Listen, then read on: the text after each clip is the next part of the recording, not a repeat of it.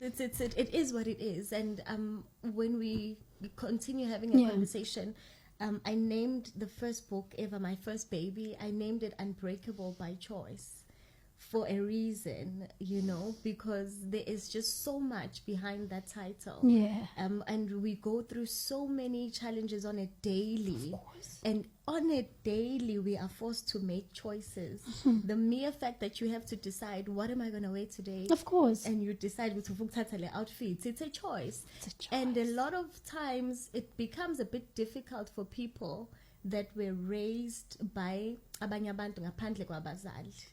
It becomes a bit of a challenge to make the right choices because there is no external voice ngaphandle kutshela ukuthi if you make that choice, these are the consequences that you're going to suffer. So some of the things, unfortunately, that we abantu abangakhulanga, not raised by umzali umama, because there's a different feeling, man, yokuba no mama. I always see it from my friends that have mothers. And I steal the mothers a lot. I'm very close to some of my friends' mothers because of that feeling that I